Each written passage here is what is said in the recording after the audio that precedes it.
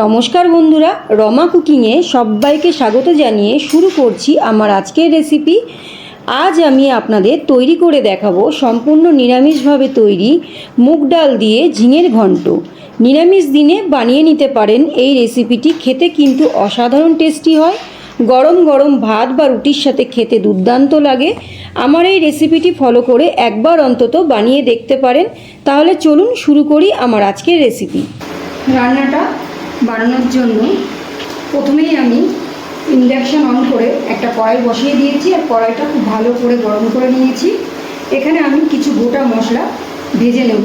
তো তার জন্য আমি এখানে কড়াইয়ের মধ্যে দিয়ে দিচ্ছি 2 শুকনো লঙ্কা, 4টে এলাচ, 1 চামচ গোটা জিরে আর 1 চামচ গোটা ধনে দিচ্ছি, অল্প করে একটু লবণ।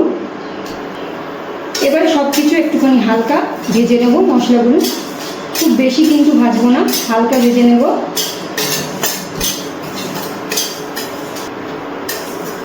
মশলাগুলো কিন্তু হালকা করে আমি ভেজে নিয়েছি। এবার আমি একটা পাত্রের মধ্যে তুলে নিচ্ছি। মশলাগুলো কিন্তু এই প্লেটের মধ্যে তুলে নিয়েছি। এবার ঠান্ডা করে আমি খুব ভালো করে গুঁড়ো করে নেব। এবারে এই কড়াইয়ের মধ্যে আমি 1 বাটি মুগ ডাল নিয়েছি। মুগ ডালটা একটু হালকা ভেজে নেব।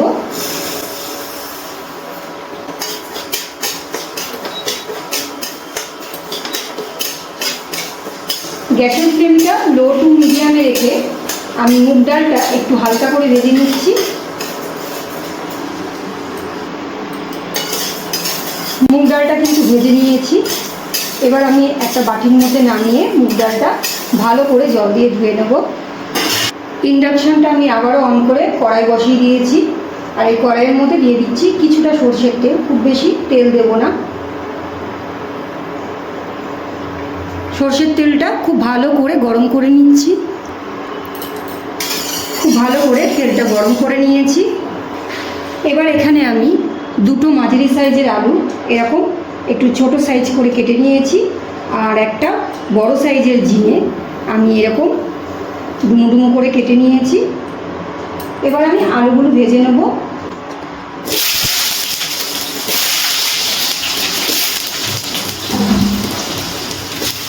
দিয়ে দিচ্ছি একটু লবণ, অল্প করে একটু হলুদ আর লবণ দিয়ে আলুটা খুব ভালো করে লাল লাল করে ভেজে নিচ্ছি। আলুগুলো কিন্তু আমি খুব লাল লাল করে ভেজে নিয়েছি। এবার তেল থেকে তুলে নিচ্ছি। এবারে এই তেলের মধ্যেই আমি দিয়ে দিচ্ছি একটা তেজপাতা, একটা শুকনো লঙ্কা, আর দিয়ে দিচ্ছি অল্প একটু পাঁচফোড়ন। এবারে ফোড়নটাকে তেলে একটু নাড়াচাড়া করে ভেজে নিচ্ছি।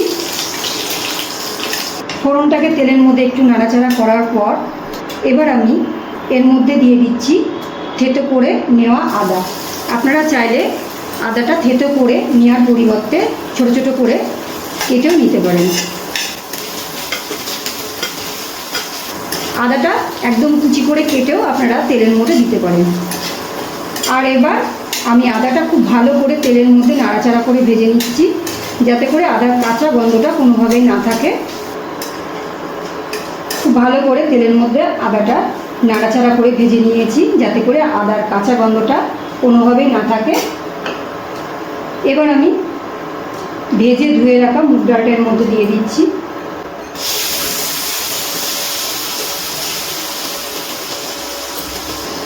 এবারে খুব ভালো করে মিশিয়ে নিচ্ছি সব কিছু। ইন্ডাকশানের ফ্লেমটা একদম লো টু মিডিয়ামে দিয়ে রেখেছি। 1 থেকে 1.5 মিনিট মতো আমি কিছুক্ষণ একটুখানি মুগ ডালটা নাড়াচাড়া করে নিয়েছি। এবার এর মধ্যে আমি দিয়ে দিচ্ছি কেটে রাখা ঝিঙেগুলো।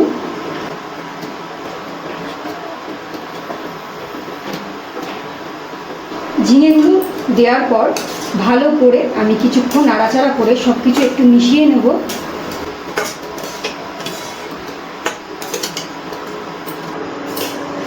ঝিঙেগুলো মুগ ডালের সাথে একটুখানি নাড়াচাড়া করার পর এবার আমি এর মধ্যে দিয়ে দিচ্ছি ভেজে রাখা আলুগুলো। ভেজে রাখা আলুগুলো দেওয়ার পর আমি এখানে দিয়ে দিচ্ছি হলুদ, আর দিয়ে দিচ্ছি কালারের জন্য কাশ্মীরি লঙ্কার গুঁড়ো, স্বাদ মতো লবণ। এবারে খুব ভালো করে সব কিছু একটু মিশিয়ে নিচ্ছি।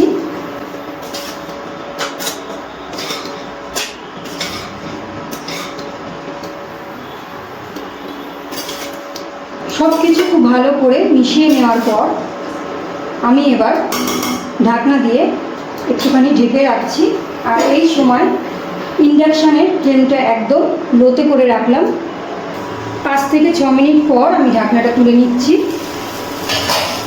আর এই 5 থেকে 6 মিনিটের মধ্যে কিন্তু আমি একবার নাড়াচাড়া করে দিয়েছিলাম।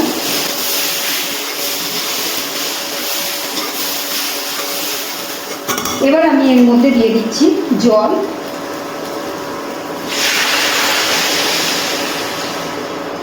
একটু বেশি করেই আমি জল দিয়ে দিচ্ছি, কারণ সব কিছু সিদ্ধ হবে যেহেতু।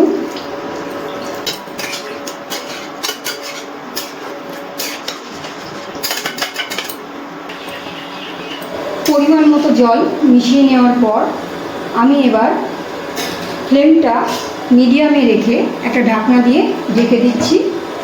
ঢাকনাটা তুলে নিচ্ছি।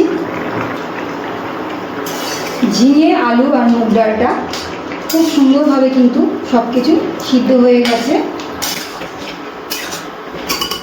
এবার আমি এর মধ্যে দিয়ে দিলাম 3টে কাঁচা লঙ্কা চেরা, আর দিয়ে দিচ্ছি যে ভাজা মশলাটা আমি আগে থেকেই ভেজে গুঁড়ো করে নিয়েছি, সেটাই দিয়ে দিচ্ছি। সবটা দিলাম না, এটা কিন্তু যে কোনো নিরামিষ রান্নায় এই ভাজা মশলাটা দিলে যে কোনো রান্নার টেস্ট কিন্তু অনেক গুণ বেড়ে যাবে। আর দিয়ে দিচ্ছি একটু ঘি। এবারে খুব ভালো করে সব কিছু নাড়াচাড়া করে নিচ্ছি।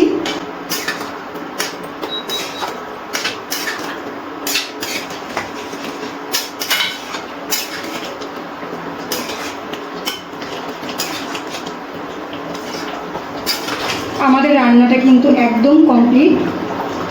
এবার আমি ইন্ডাকশানটা অফ করে দিচ্ছি আর একটা পাত্রে নামিয়ে আমি পরিবেশন করে নেব। মুগ ডাল দিয়ে ঝিঙের ঘন্ট রেসিপিটি একদম তৈরি। গরম গরম ভাতের সাথে পরিবেশনের জন্য একদিন রেসিপিটি অবশ্যই বানিয়ে খেয়ে দেখবেন। আশা করি আপনাদের খুবই ভালো লাগবে। আমার আজকের রেসিপিটি কেমন লাগলো প্রতিবারের মতো কমেন্ট করে জানাতে ভুলবেন না। আর রেসিপিটি একটুও ভালো লাগলে একটা লাইক ও বন্ধুদের মধ্যে শেয়ার করার অনুরোধ রইল। আর আমার চ্যানেলে যদি নতুন বন্ধু হয়ে থাকেন, চ্যানেলটি সাবস্ক্রাইব করে আমার পাশে থাকবেন। আজ এই পর্যন্ত, আবারও হাজির হয়ে যাব অন্য কোনো রেসিপির সাথে। সবাই ভালো থাকবেন, সুস্থ থাকবেন। ধন্যবাদ।